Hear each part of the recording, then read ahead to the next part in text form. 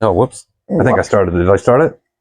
Yes. All right. Awesome. And we're back. All right. Take. Yep. Cut. Sorry about that. We did a little mini interruption there. Yeah. So this will either be part 2 or continued in part 1. So what we were talking about was how to source smarter, not more. Don't just go get more stuff when things slow down, right? So you have to be more aware, more conscientious, more frugal, like do a little bit more research when you're in the thrift rather than just throw it immediately in the cart. Right. Like think about why it is that you want to pick this up, not just to have more stuff. Right. And there's things you can do while you're shopping. I mean, I know everybody knows this. When you take a picture of something with Google Lens, you look it up to see if you can find a reasonable comp. Right. So take that all with a grain of sand, grain of salt. Salt is what they say. Yeah. But what I mean by that is when you see listings, you know, look at all of them. You see one sold for 100 and then you see one sold for 15. Why? What was the biggest difference? Is it one is it special? Did they use a different title? Is the item actually,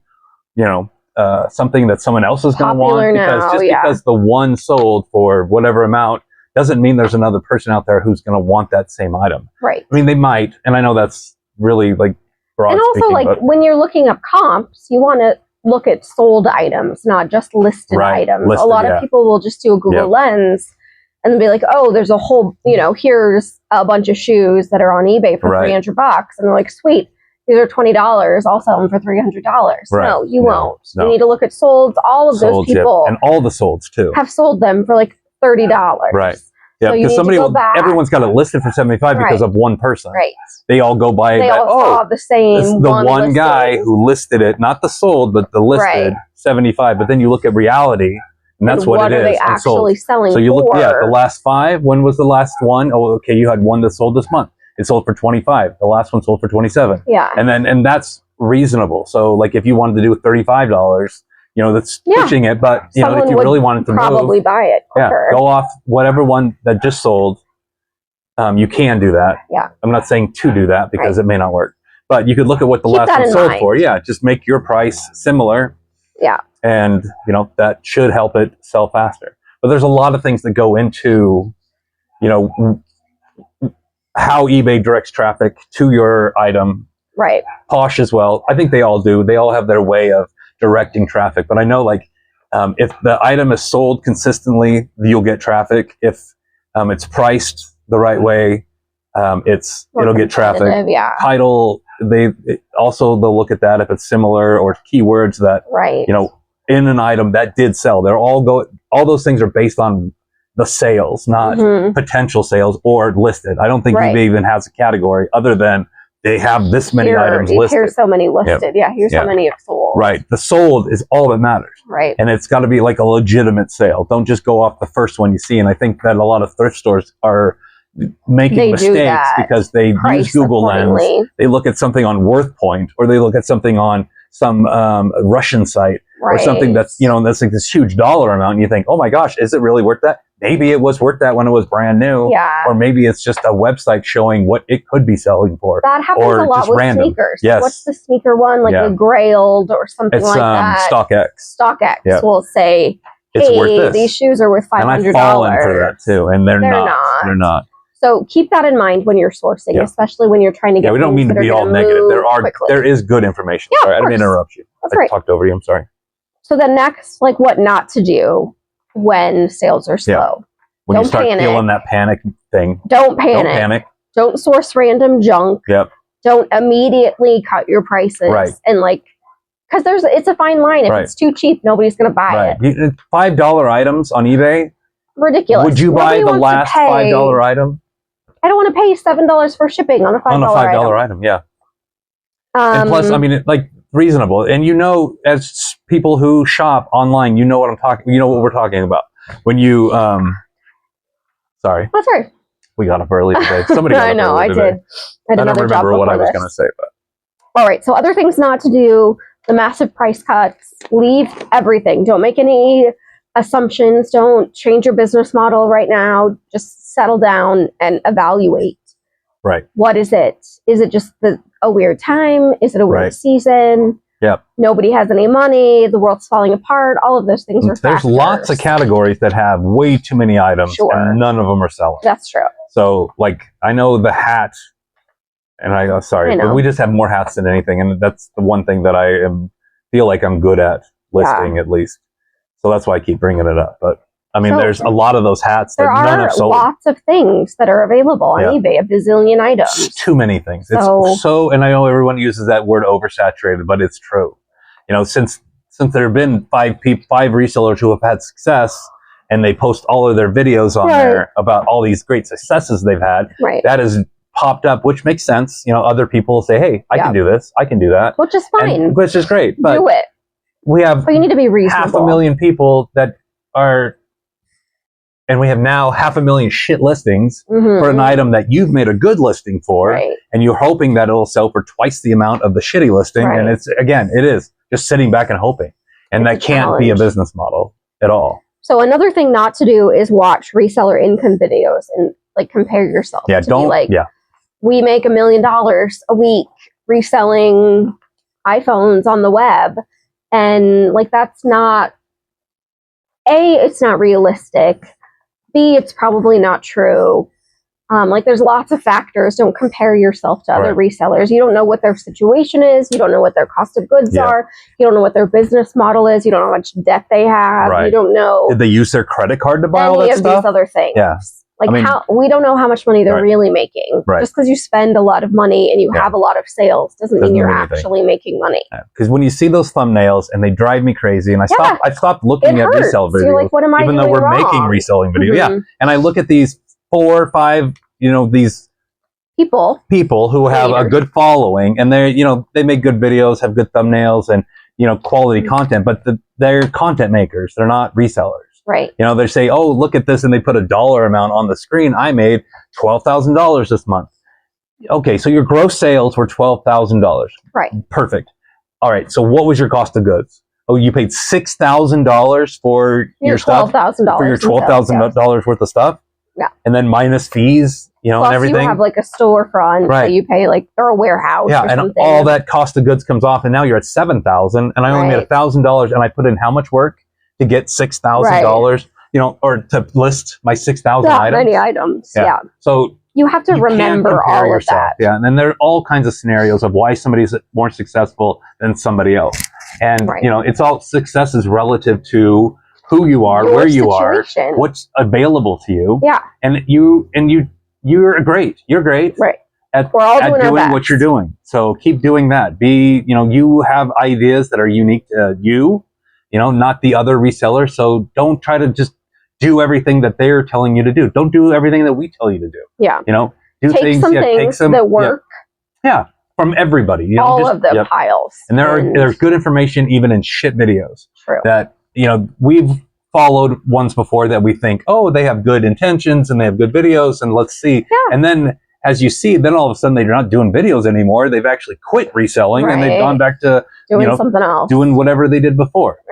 So there's so many different variables that come with that, but just don't. I think the most that is I can't emphasize that enough. Do not compare yourself to the guy in Florida, the lady in Utah, the guy in South Carolina. Other people's highlight reels. Highlight reels. That's you think about, like, you look at Instagram and there's like some girl that you went to high school with, and she's like, oh my gosh, she's traveling all over the world. Yeah, we found out she's a flight attendant working for $6.50 an hour, and she jumps off the plane in each city she goes to, and takes off her shirt with a bikini on, and takes the picture of, like, I was in Italy, I was in Disneyland, I was here, I was there. That's great, and that's fun, and yay for her. But that's highlights of what they're showing you. Like, if you tune into Sports Center, I know this is another analogy, watching the highlights, it's like, that was amazing. Right. You imagine, like, when Shaq does that one thing when he's shacking a fool, and they told all the bloopers, all the bad things that happen.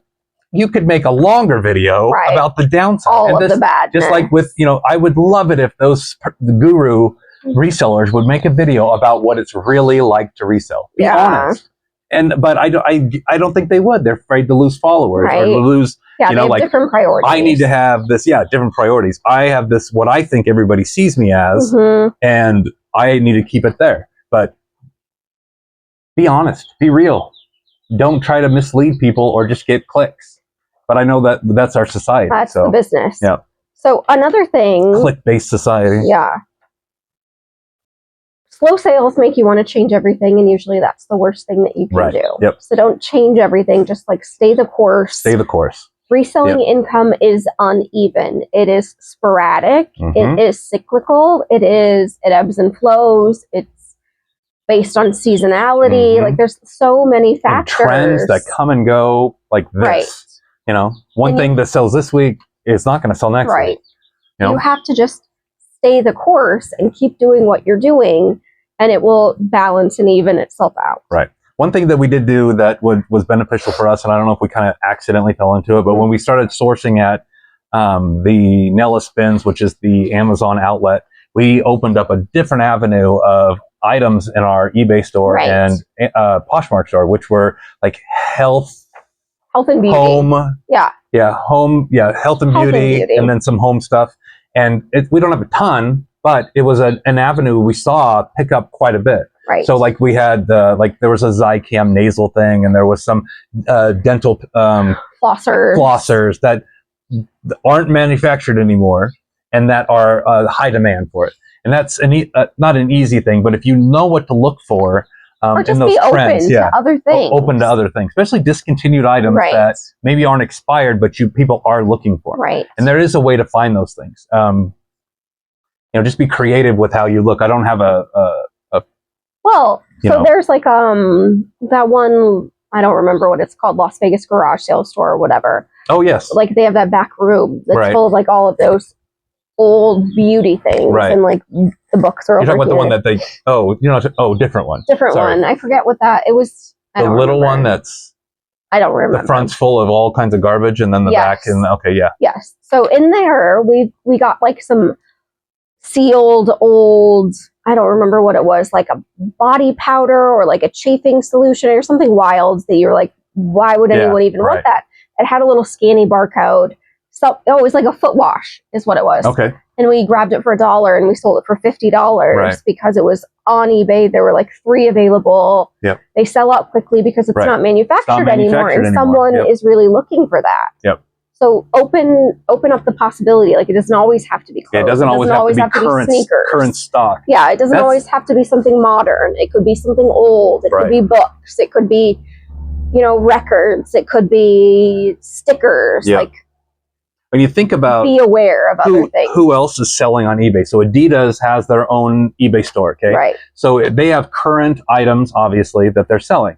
So that's things that are right now 2026 summer, right? They're selling those things on eBay right now. Right. So you for less than what you can get as one person, if you find something that's a current SKU, it's like, great, I found something that's current, but when is it going to sell? Is it going to sell? Are you going to hold on to it till it's not current?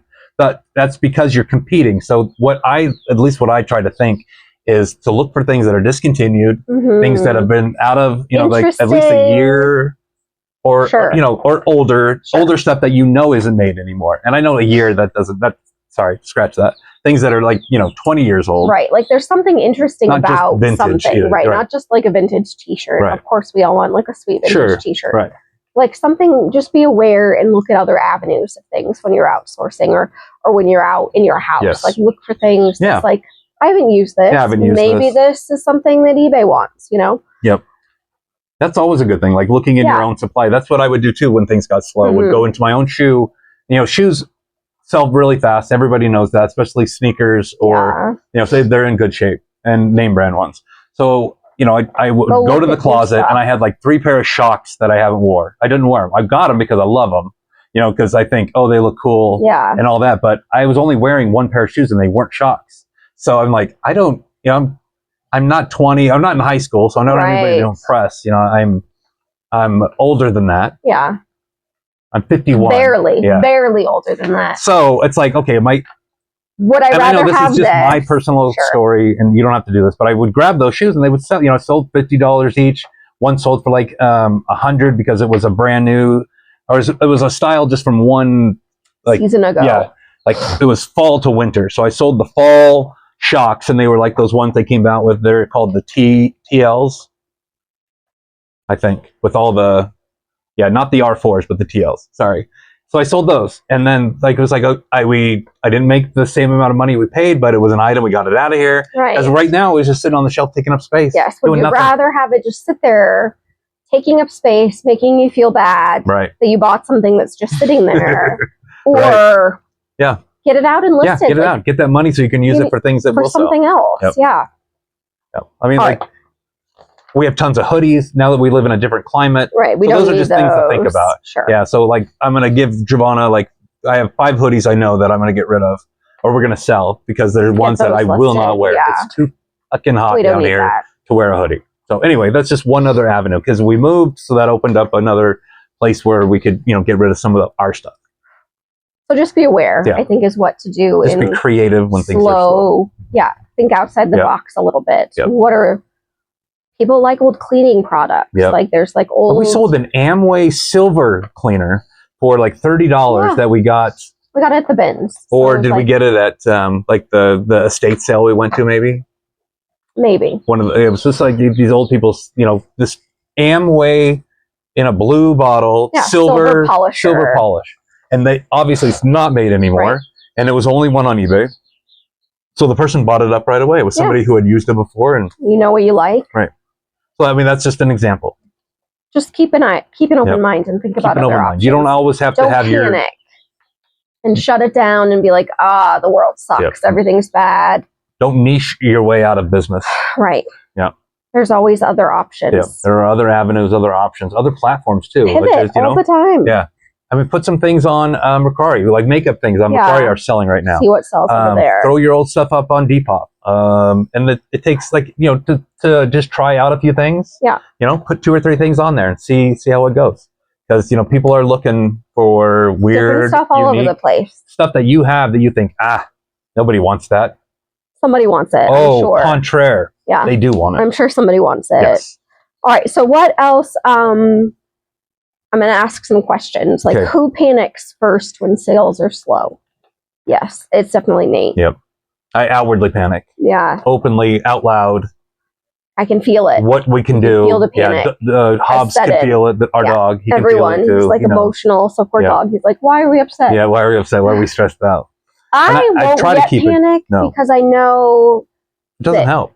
Nope. Well, it doesn't help, but I also know, like, if there was a real emergency and we needed to get rid of stuff, we could get rid of stuff very quickly. Like, however, even if we sell everything for like $2, right?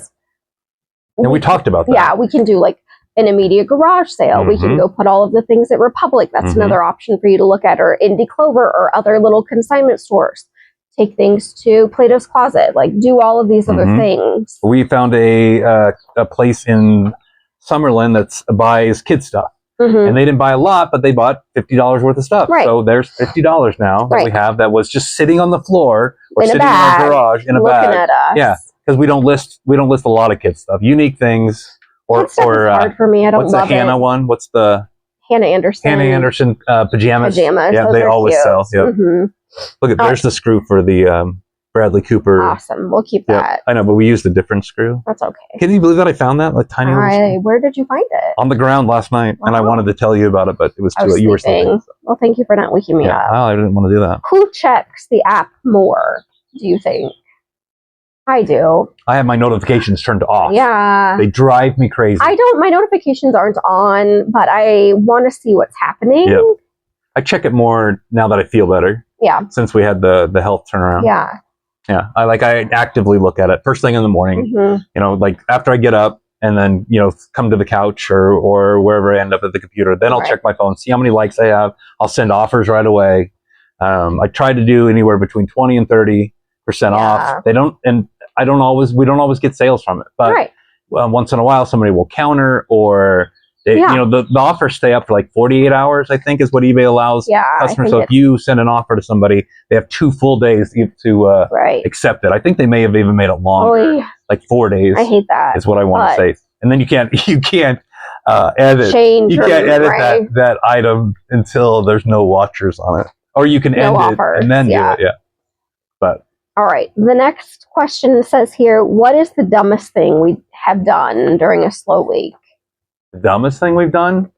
When I ended like 500 items. Oh gosh. And then relisted all 500, and it used up all of our listings. Yeah. Because, you know, when you pay for base store basic, they only allow like $250, something like that. There was some kind of really low minimum, and then I started doing more listings, and they were charging me 50 cents a listing because it's the insertion fee. And I was like, wait a minute, what is happening? And then I realized what I had done. Whew.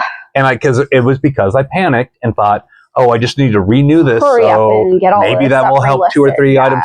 It didn't help anything. eBay's got to recatalog every single one of your listings. Yeah, and so that's going to take a whole other day before those things even get into the queue. Before anybody even sees them. Right. We have 2 doves over here and a hummingbird. Oh yeah, I forgot that when I was on the phone with Dad, I did notice the one sitting there staring at me. Yeah, they were making noise. You could hear them. Yeah. Whatever. I can't. And then the hummingbird is just hanging out. Can't roll my voice like that. So. It's like an owl, but it's not. Yep. All right, so that's what we got. Like that? Yeah, something like that? Sort of. Similar like that. All right, what else? That's a pigeon, not a dove. Sorry. Got my birds mixed up. It happens to the best of us. I'm not an avianologist. You should be. That's not what it's called. I have no idea what bird experts are called. Something with aviation, What are they called? I don't know. They have hollow bones. I know that. Avianaries. You think if we had hollow bones, we'd be able to fly? I think gusts of wind would be dangerous if we had hollow bones. I know that. I saw something the other day about hollow bones. It was really funny. I know. This girl was talking, like, she was like sharing her fitness journey on Instagram, and some dick was like, your skeleton only weighs 6 pounds. You're so fat. And she's like, what am I, a bird? Hollow bones? My skeleton only weighs 6 pounds? Why do people do that? I don't know. Comment on other people's success. It's not your business, right? That's so stupid. Whatever. Don't be nice to people. Like, we live in such a shitty world. Challenging enough. Excuse me. The world's not shitty, but people can make the world shitty. So life is hard for everybody. Don't add to it. Yeah. We don't add to it. There's enough garbage in the world. Be kind. Yep. Do it, or else. All right. You're welcome. Thank you. Please. That's what we have. You look great today. Do you have any other tips, suggestions? What to do when sales are slow? Let us know your tips and suggestions. Sorry if I talked over you at all. If you guys make it this far in the video, congratulations. Yeah, he doesn't mean to talk over me. It's just he has an ADHD brain, and if it doesn't come out, he'll forget it. I'll forget it. Yeah. It's not a big deal. It happens more often than it ever has happened before, forgetting things. And we talked about that the other day. It's like, it's not because you're old, it's because we're inundated with so much information. Yeah, our brain just doesn't have time to process. Yeah, it doesn't remember things like it used to. So here we are. If you remember, like and subscribe, share with your friends. Leave comments, say hello. Come visit in if you're going to be in Las Vegas and you want to go thrifting, we would love to go with you. Yeah, we'll show you some cool spots. Show you some places to go. Places not to go. You don't have to do that either. Yeah, whatever. Yep. All right. Thanks so much. Bye. Yep, bye. Badoo. Okay. Hello. Hello. Welcome. Hi. How you doing? Good. It's been a few days. I know. Forgot. Yep. I am Jovana. I'm Nate. And this is Hobby. And we are your favorite resellers in Las Vegas. We are building our real resale business from secondhand finds. We flip what other people overlook. Yes, we do. And turn it into real income. Sorry about that. So, go ahead. And on this channel, we break down what actually works in reselling. No guru fluff. No fluff. Just real strategy, real stories, and real business. Obviously. All right. So what are we doing today? We're going to talk about what to do when sales are slow. Yes. So why are we experts at this? Why would anybody listen to our video about this? Because we're full-time resellers. There we go. How long have we been doing it? For a while. A while. Yep. Maybe 8 years full-time. 6 years full-time. Yeah.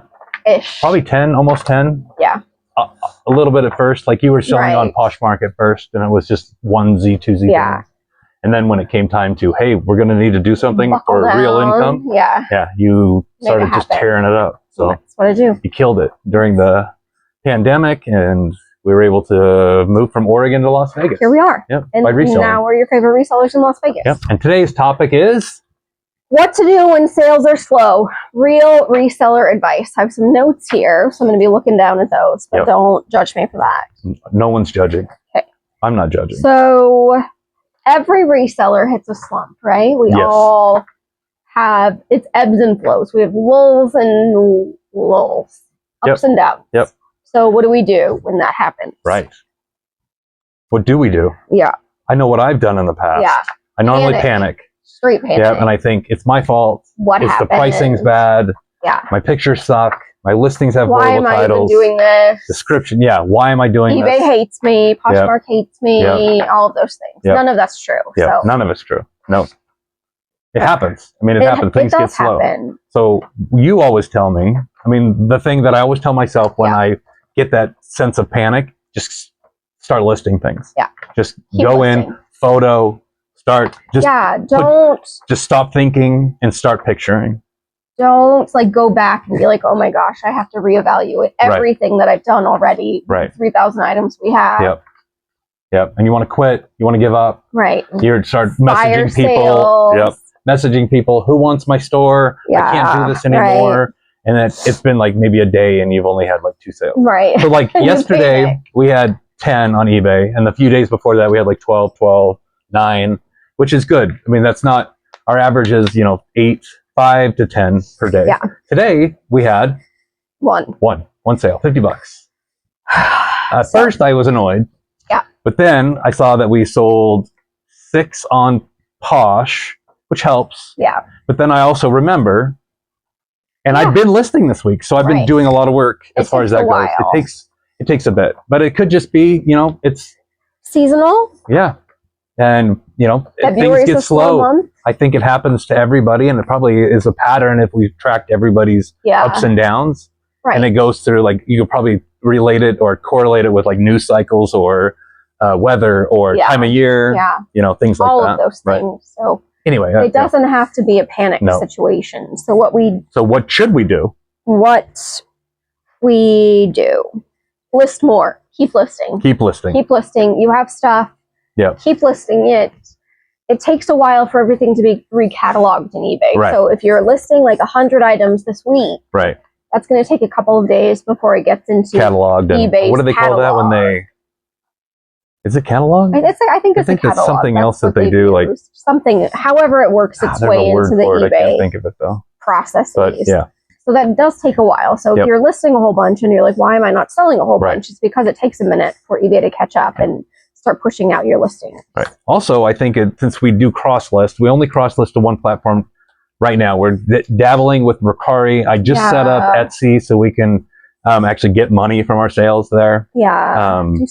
It's under my name, which I think will be fine. Yes, it's fine. It doesn't matter. It's just, I don't think people care. No. But I just put our little logo. So that's another thing I was just thinking is like, when eBay is not moving things, I think, the people who shop Poshmark are the ones who are going to get the great deals. Yeah. So we've done before where you can send offers, aggressive offers with Posh that are way better than how eBay does offers. Their offers. Even though half our sales we saw last year were from sending offers. Right. We initiated offer to somebody who liked our item. Right. Posh, you like things, and we have done like up to 40, 50% off just to get things moving. Yeah. And it works, and you send a private offer you can do it through the app, or you can do it through your cross-lister. Yeah, your cross-listing app. And I'm sure there's an option to send the offers, but it's okay to let things go, especially with the margins we have for 40 to 50% off. Not everything. I'm not saying do it for weeks, but do it for like a day. Send 40% offers to, and if it just be okay with it. Know that things are not going to sell for what you thought they would, but that activity breeds activity. Is going to breed other activity. Right. And I know I've said this before in videos, but I had a boss that would always tell us that when we were just standing around doing nothing, he would say, hey, come on. He would do this. Yeah. Activity breeds activity. Yeah. And so we would have to go outside and start moving trailers around. Yeah. And they were like perfectly in row because we had done it the day before. But he was like, just do something. Go out and do something outside. Right. And it worked every friggin' time. And I hated it because he was right. And he was a great boss, but he was a dick as a person. Mm. But he knew how to get, he knew how to sell, and he knew how to make, things profitable and busy. Yeah. So sometimes it's okay to send out those super aggressive offers just to get things moving, or maybe it's because those were not great purchases. Right. Yep. And like you didn't price them fairly at the beginning, and really the market's changed. And so like $25 for something you thought would be $50. Yep. And if you don't keep track of those things, that'll come back and bite you. Right. Don't mind that. Airplane, dive bombing. So I saw some money is better than no money, yes, and no money is what you currently have. Right. So right now you have invested, zero sales. We're like at a negative. We're at a loss. Yep, that's a very good point. Because we've already invested in this time, money, storage, cleaning, photoing. So what do you always say? Would you rather go ahead? Would you rather have money now or maybe money later? More money later. Yeah. Now we need it now. We need it now. We need it now. That stuff is not. I don't want to hold on to it forever. You're even though there are some emotional ties to the things I purchased in the past. Yeah. But what was the one that said at the to go back through your listing? Yeah, do like there's like a mini audit or end and audit, yes. So what you did recently was, and it was a big audit, it wasn't a mini audit. She pulled every bin of inventory we had into the house and then went through each item to make sure it was listed, what the price was, if there was a problem. It needed to be and it was time consuming. She did it like one bin a day, couple bins a day. A few at a time. And it takes maybe half an hour to an hour, depending on how much time you want to put into it. It wasn't even that long. It was just like more of like lugging it in the house, which is the most. Yep. But you go through. We went through every single item in our inventory just to make sure, and there were several things that we had listed. Things had fallen off, but had fallen off somewhere along the way, and that happens. That's so irritating. And it is very frustrating because you're like, I know I listed this. Yeah, especially when you get up to 3,000 items. Yeah, we have a lot of items, and so it does take a little while, but somehow they get lost in the kerfuffles. So it's good to do a check and make sure that all of your items are actually listed. Make sure that there's not a misspelling or something strange in the title, or you put it in the wrong category, or your shipping yeah is way off. Because I've seen a few things as I'm surfing, and I've asked people, like, just to be helpful, are you sure this is the right shipping price? Because it's like something for $10, then they wanted $63 for shipping. Right. I know some people do that thinking they're going to make up for it by selling a $10 item, but people don't do that. Most of the time, it's like she meant to do $6 it was a mistake. Yes, and 30 cents for shipping, and not $63. So nobody would have bought that for nobody would ever. Crazy expensive shipping. Yep. Make sure you're, sometimes titles get, like, if you're at the end of the day and you're tired, you're fatigued, and your title is just garbage. I had several that I looked when I went through. It didn't even have the brand name in it. They were misspelled. Like my fat fingers like transposed letters because I was already moving. My brain just moved ahead. Fingers. I know, but you're like you're on autopilot sometimes, and so you're like, of course I know what a brown purse is, but you write purse burner or something silly that nobody's ever going to find it. Or our cross lister, make sure that it does the right thing in the right category. We've had several that it'll cross list, but it'll put it in the wrong size. It'll be like an Australian size, or it'll take it from eBay to Poshmark and put it in like a maternity small instead of a regular woman small. Right. So that's good to check too. Yeah, I mean, that's some double checks. That's work. So when things are slow, we'll give you the list of things not to do here in just a moment. But when things are slow, it's okay to, inventory management is part of your job, part of your business. It's important. If you owned a store, 7-Eleven, a store, you would still do inventory. You would do inventory because you want to know is things missing? Is everything where it's supposed to be? Yeah, everything's where it's supposed to be. Yeah, that's one of the things you do in a store when you own it. So with your inventory, you need to double check. And especially, let's say you don't even have an inventory system. This is the perfect time to do it. Right. If it's slow, and that will activity as you're in the app, you're making changes, you're doing things. Right. It's something about that process of letting the app know you're there that will help increase your sales. Push out your. And I'm not just saying like you go in, change a title, lower a price, and walk, and then stand back and go, well, didn't work. Right. It's the long game. Right. It's not a short thing. It's not a sprint. It's a marathon. Exactly. Yeah, and you have to pace yourself. And so what are look at your historical, if you've been doing this for a while, we can look back and we know that February is our slowest month. So historically, it's always been our slowest month. That's just how things work here for us. So what do we do to make that a little bit better? And also not panic. Right, know that don't panic. March and April are going to be better. So that will balance out February's low. Like last summer, we had a slow spot that was extremely slow. Yeah. And it was surprising for both of us. But both of us were for 3 or 4 days walked around here like somebody had died. Right. It was stressful. And it is stressful. And it was hard because we're like, how are we going to make up this money that we need to have? This is our full-time job. This is our full-time job. This is what we do to pay our bills. So it was hard. Panic. Yep. But what you need to do is not emotional Like, detach yourself. If this is, you're not being punished. We find Nobody that spot cares. in our eBay notes. Doesn't care. Yeah, Poshmark doesn't care. The spot where it says that you think the app is attacked. App hates you. Yeah, because I've thought that before too. But there's how many people selling on eBay? A bazillion. Yeah, and eBay will not know the difference between what I sell and what you sell because they're only looking at like percentages based on country spots, based on what things are selling the fastest, and no one's punishing you because your picture was a little blurry or your title was missing a word. Those things are that you want to catch. So you can control those items. So those are things that you can do to mitigate any issues with the app. And don't end 200 listings and relist them thinking that's going to help. That will not, especially with Poshmark. Yeah, that's never helped us. And also you don't have to start promoting like 20% or something stupid. Because that's not going to help either. Doing those things that you think are going to be, it's a short-term fix. Maybe you'll sell a couple things, but it's not. That's not going to help your business. So some other things, like some things not to do. Okay, so also we'll talk about sourcing smarter. Yes. So when things are slow, if you tend to think, oh my gosh, I don't have any good stuff, I need to go out and get more good stuff. Right. Because people aren't buying what I have, so I need to go buy more stuff. That's not helpful. We are going to go sourcing on Monday, even though it's been slow, but we're just going to be more aware of what it is we're picking up. We're not going to pick up all of the things that maybe we normally would have because funds are lower and things are not selling as quickly. So we need to be more aware and conscious of things that we're going to be picking up. Go on. One thing, sorry, just popped into my head. I have done before.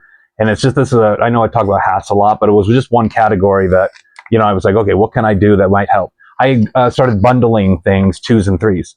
So like similar, like 3 Adidas hats, 3 Nike hats, 3 golf hats. And it has worked every time that I've done it.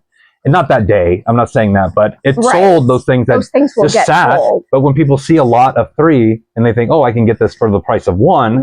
And you're still going to make money on, let's say you had 3 hats listed for $30 each, right? And then you put the 3 hats together, you're not going to sell it for $90. I would sell it for 30. Like I'm going to do 3 for 30 and see if that works. But then a lot of resellers are going to say no, but somebody who wants those hats might buy them. But if you really want to push it, do like $5 an item because that is, most That's resellers. Still profitable. Yes, it's still profitable based on the weight. Also depends on what your cost of goods was, and your cost of goods. But for us, if you just ran down to Hibbett's, our cost of goods is like $2 or $3. Right. Yeah, the $10, $15 cost of goods that's a little bit crazy. That's a whole other problem. Yeah, a whole other problem. Yeah, paying up for stuff is good when it's just something that will move if you can afford to do it. Right. Don't do it on something because I see the things that I get excited about, but then phone's ringing. I think. Yeah, hold on. One moment, please. It's my dad.